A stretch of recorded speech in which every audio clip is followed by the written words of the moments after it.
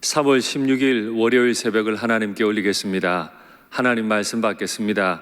이 복된 시간에 주시는 하나님 말씀은 신약성경 누가복음 15장 11절부터 14절까지 말씀입니다. 신약성경 누가복음 15장 11절부터 14절, 신약 121면에 있습니다. 말씀의 제목은 비로소 궁핍한지라입니다. 누가복음 15장 11절부터 14절 제가 봉독하겠습니다. 또 이르시되 어떤 사람에게 두 아들이 있는데 그 둘째가 아버지에게 말하되 아버지여 재산 중에서 내게 돌아올 분깃을 내게 주소서 하는지라. 아버지가 그 살림을 각각 나눠 주었더니 그 후 며칠이 안 되어 둘째 아들이 재물을 다 모아 가지고 먼 나라에 가 거기서 허랑방탕하여 그 재산을 낭비하더니 다 없앤 후 그 나라에 크게 흉년이 들어 그가 비로소 궁핍한지라. 아멘. 사랑합니다. 어제 주일 예배 잘 들으시고 은혜 가운데 주일 잘 보내셨어요? 한편으로 생각하면 우리 주일학교 어린 자녀들과 함께 예배 드려야 되는 여러분들 입장에서는 영상 예배가 하루에만도 여러 차례 거듭되겠다 하는 생각도 듭니다. 아마 주일이 또 우리가 모여서 드리는 예배가 얼마나 소중하고 정결한 예배였는지 깨닫는 시간이 되기도 했겠다 싶습니다. 오늘부터 우리는 탕자 이야기를 7차례 정도 나누려고 합니다. 지난번까지 말씀받은 거 기억하세요? 100마리의 양을 가지고 있던 목자가 한 마리의 양을 잃어버리니까 찾기까지 찾아다녔다. 드라크마 10개를 가지고 있던 여인이 드라크마 하나를 잃어버리니까 찾기까지 찾아다녔다. 오늘은 두 아들 가운데 한 아들을 잃어버린 아버지 이야기, 또 그 아들이 집을 나간 이야기를 좀 나누려고 합니다. 비유의 강도가 더 세지는 것 같죠? 100분의 1에서 10분의 1로, 10분의 1에서 2분의 1로. 그러나 그것보다 더 센 게 있어요. 양도 아니고 돈도 아니고 그게 뭐라고요? 바로 내 배 아파 낳은 내 아들에 관한 이야기라는 겁니다. 그러니까 사실 이 이야기는 얼마나 더 간절한지 모릅니다. 둘째 아들에게 한 가지 마음이 들었어요. 아마 아버지랑 살면 즐거움이 없다 이렇게 생각했던 모양이죠. 그래서 아버지에게 가서 말합니다. 아버지 재산 중에 내게 돌아올 분깃을 내게 주십시오.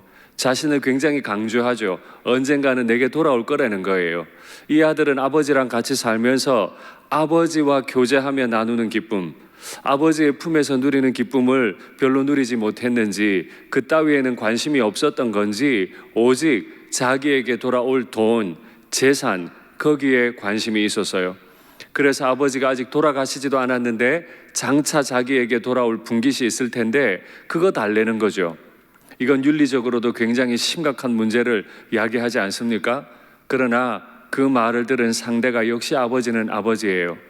아버지는 그에게 순순히 내줍니다. 오늘 본문을 보니까 그 아버지가 각각 살림을 나누어 주었다 그랬습니다. 각각 나눠준 거 보니까 아마 둘째 아들만 줄 수 없어서 첫째 아들에게도 나누어 준 것 같아요. 그런데 여기에서 사용된 살림이라고 하는 단어는 헬라어로 보면 비오스, 우리가 잘 아는 영어 단어로는 바이오입니다. 헬라어로는 이 뜻이 생명이라는 뜻입니다. 그러니까 아버지는 아들에게 돈을 준 게 아니고 생명을 내줬어요. 아버지는 알았어요. 이 유산 나누어 주면 어떻게 된다는지 알지만, 이게 어떤 것인지 알지만 아들의 요구를 물리칠 수 없어서 그를 존중하는 마음으로 내주었죠. 그런데 어떻게 됐죠? 수일이 못 돼요. 며칠 되지도 않아 아버지로부터 받은 밭을, 농장을, 짐승들을 다 처분해버렸어요. 이 분깃을 받았다고 하는 뜻은 소유권이 아니라 소유권만 가지고 처분권은 가지지 않는다는 뜻이에요. 언제 이 소유권이 처분권으로 바뀌느냐 하면 아버지가 돌아가셔야 해요. 아버지가 여전히 살아계신데도 이 둘째 아들은 자기에게 맡겨준 그 소유를 처분해버리는 정말 너무 못된 행동을 해버렸습니다. 그것도 며칠 만에요. 준비됐던 거죠. 일사천리로 그 나쁜 일들을 다 행하고 그 돈을 가지고 먼 나라로 가서 허랑방탕했다. 이게 아들이 원했던 삶이에요. 돈을 줘보면 알아요. 그 사람이 윤리적으로 얼마나 탁월한지, 그 사람이 어떤 인생을 살고 싶은지 그에게 돈을 주어 보면 알아요. 돈을 어떻게 쓰는지 보면 그 사람의 인생의 가치관이 다 보이죠. 그 아들에게 조금 줬더니 그 아들은 그걸 가지고 순식간에 팔아서 먼 나라로 가서 한다는 게 고작 허랑방탕했다. 처음엔 그랬겠죠. 즐거움을 누리고 싶었을 겁니다. 아버지가 감독하지 않는, 아버지의 제도가 미치지 않는 그런 곳으로 가서 즐거움을 누리고 싶었을 텐데요. 어느 정도 즐거움을 누리다 보면 외로움도 생겨요. 친구들이 들끓다가 또 금방 떨어져 나가기도 하고, 외로우니까 또 즐거움을, 또 쾌락을 찾아내고, 그게 허랑방탕이죠. 이게 향수병이 무서운 이유입니다. 한 사람이 즐거움과 외로움을 계속 반복해서 경험하다가 결국 이렇게 파멸에 이르게 되고 많은 거죠. 이게 우리의 인생입니다. 하나님을 떠나고 나면 즐거울 것 같지만 하나님이 지어놓으신 그 마음 때문에, 하나님을 그리워하는 마음, 안정감을 찾는 마음 때문에 더 타락을 향해 달려가게 되는 거죠. 이게 너무 무서운 일이에요. 오늘 본문에 보니까 다 잃어버리고 큰 흉년이 들고 비로소 궁핍한지라. 정말 무서운 표현입니다. 누가가 어떻게 이렇게 살벌한 단어를 기록했는지 몰라요. 그 재산, 아버지의 목숨값이었는데 다 잃어버리고, 다 잃어버리기만 한 게 아니죠. 주변 환경까지 막혀버렸어요. 큰 흉년이 들고 비로소 그 자신이 궁핍하게 됐다. 아까 둘째 아들이 아버지에게 달라고 한 게 뭐였어요? 돌아올 분깃. 죄인에게 돌아올 분깃은 궁핍밖에 없어요. 혹시 은밀한 고통 가운데 끊임없이 죄를 짓고 계십니까? 그 죄의 분깃은 궁핍임을 잊지 마십시오. 지금 잠깐의 유혹에 넘어가지 마십시오. 빨리 돌아와야 할 자리로 돌아오십시오. 그렇지 않으면 다 잃어버리고 큰 흉년 가운데 빠져 궁핍을 경험할 수밖에 없습니다. 말씀은 우리에게 교훈합니다. 욕심이 잉태하면 죄를 낳고, 죄가 장성하면 사망을 낳습니다. 주님께서 우리에게 주신 그 생명 아름답게 쓰시면 좋겠습니다. 우리 속에 있는 탐욕은 달라 더 달라 합니다. 아버지의 생명값도 모자라게 만들어 버려요.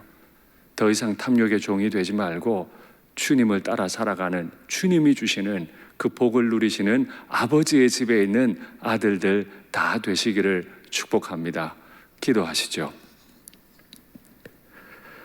사랑의 하나님 아버지, 아무 자격도 없는데 하나님을 아버지라 부를 수 있게 해주셔서 감사합니다. 돌아보니 하나님보다 하나님이 주시는 안정감, 재물, 자식 잘 되는 일에 더 관심이 많았습니다. 하나님이 이미 주셨어도 내 영혼에는 욕심이 일어나고 그것 따라 살았습니다. 그저 교회 생활은 해도 빛으로 소금으로 전도자로 살지는 못했습니다. 교회 일에 대해서는 생각이 많지만 복음 전도에는 벙어리가 되어버렸음을 깨닫습니다. 주여 이제라도 간구하오니 나를 살려 주시옵소서. 아버지 품 안에서 아버지가 주시는 것이 가장 좋은 것이었으니 이제는 분깃을 달라고 하지 않겠습니다. 먼 나라 가서 방탕하는 게 아니라 먼 나라 가서 복음 전하며 살게 해 주시옵소서. 주신 재정으로 고통당하는 이들을 오히려 섬기며 살게 하옵소서. 코로나로 고통당하는 분들을 도와주시고 이제 한 달 남은 4.15 총선을 통해 국민을 바른 땅, 살만한 땅으로 인도할 수 있는 지도자가 세워지게 해 주시옵소서. 주 예수님의 이름으로 기도하옵나이다. 아멘.